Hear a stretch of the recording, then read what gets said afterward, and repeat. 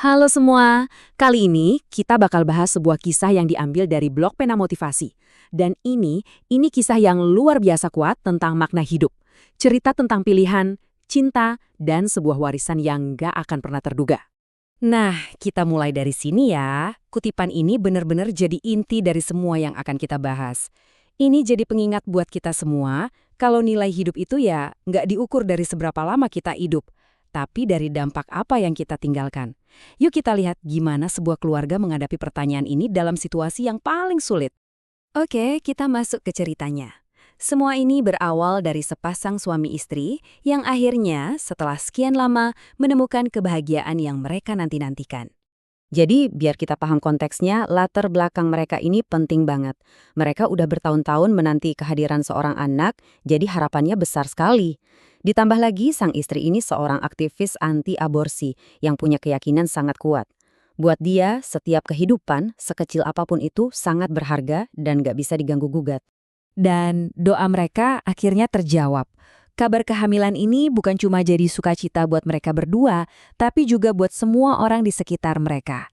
Dan kebahagiaannya jadi double saat dokter bilang kalau mereka bakal punya bayi kembar. Sepasang pula, laki-laki dan perempuan. Kebayangkan bahagianya? Tapi, ya namanya hidup ya. Kebahagiaan yang lagi tinggi-tingginya itu tiba-tiba diuji dengan sebuah dilema yang, jujur aja, nggak kebayang sama sekali. Beberapa bulan kemudian, dunia mereka seakan runtuh. Dokter datang dengan kabar yang menghancurkan. Bayi perempuan mereka ternyata didiagnosis punya kelainan yang serius. Kemungkinan besar dia nggak akan bertahan hidup. Dan yang lebih parah lagi, kondisinya ini bisa membahayakan saudara kembarnya yang sehat di dalam kandungan. Nah, disinilah letak konflik batin yang luar biasa berat. Di satu sisi, ada keyakinan mereka seumur hidup. Aborsi itu sama dengan membunuh. Tapi di sisi lain, ada saran dokter yang secara medis sangat logis, yaitu untuk melindungi nyawa sang ibu dan bayi laki-laki mereka. Benar-benar pilihan yang mustahil. Ya, kebayang dong, kabar ini jelas bikin mereka hancur. Depresi berat. Tapi, di tengah keputusasaan itu, mereka nggak menyerah. Mereka mulai mencari jalan, mencari kekuatan buat menghadapi kenyataan pahit ini. Dan di tengah-tengah tangisnya, si ibu bilang sesuatu yang wah, dalam banget. Kalimat ini nunjukin ikatan batin yang udah kuat banget.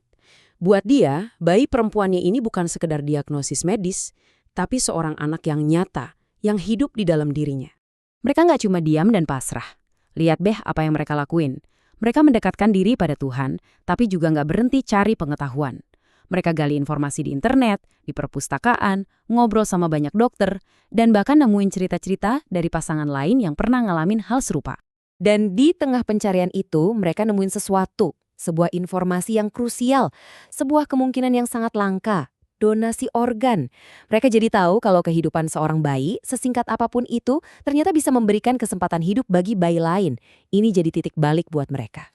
Dengan secercah harapan baru ini, mereka melakukan sesuatu yang sangat simbolis. Mereka ngasih nama kedua anak mereka, Jeffrey dan Anne. Doa mereka bukan lagi minta kesembuhan, tapi minta kekuatan untuk menerima apapun rencana Tuhan. Memberi nama ini adalah tanda penerimaan dan cinta tanpa syarat. Oke, sekarang kita masuk ke puncak ceritanya. Hari di mana Jeffrey dan Anne lahir ke dunia. Dan bagaimana 6 jam yang singkat itu bisa mengubah segalanya. Keajaiban pertama pun datang. Ternyata Anne cukup kuat untuk dilahirkan. Tapi kabar ini ada pahitnya juga. Mereka akhirnya bisa bertemu putri mereka. Tapi dokter bilang waktu mereka bersama bakal sangat terbatas. Mungkin gak akan lebih dari 2 jam. Jadi disinilah di tengah kesedihan yang tak terbayangkan, mereka membuat sebuah keputusan yang luar biasa berani dan mulia. Mereka memutuskan untuk memberikan makna pada hidup Anne yang singkat dengan cara memberikan hadiah kehidupan bagi anak-anak lain di luar sana. Dan lini masa ini benar-benar nangkep betapa berharganya setiap detik hidup Anne. Saat dia lahir, dia menatap ayahnya dan tersenyum, sebuah kenangan yang gak ternilai. Terus keajaiban lain terjadi. Dia bertahan hidup lebih dari 2 jam, melewati prediksi dokter, jadi keluarga punya lebih banyak waktu untuk memeluk dan mencintainya. Setelah 6 jam yang berharga, Anne pun berpulang dengan tenang. Kepergian Anne itu bukan akhir dari cerita. Justru inilah awal dari warisannya yang abadi. Mari kita lihat dampak luar biasa dari kehidupannya yang hanya berlangsung selama 6 jam itu. Begitu Anne meninggal, tim medis langsung bergerak cepat untuk memenuhi keinginan orang tuanya. Prosesnya berjalan lancar, dan beberapa minggu kemudian, telepon yang ditunggu-tunggu itu datang. Hasilnya sungguh luar biasa.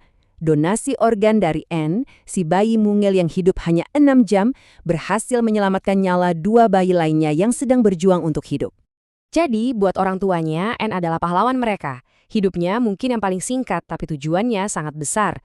Dia jadi bukti nyata kalau makna hidup itu bukan soal lamanya waktu, tapi soal cinta dan manfaat yang kita berikan. Anne akan selalu hidup di hati mereka. Nah, kisah Anne dan keluarganya ini kan ngebawa kita semua balik ke pertanyaan awal tadi. Ini bukan cuma cerita mereka, tapi juga jadi cermin buat kita semua. Jadi, saya mau tinggalkan Anda dengan pertanyaan ini buat direnungkan. Buat Anda sendiri, apa sih yang sesungguhnya membuat hidup ini berarti?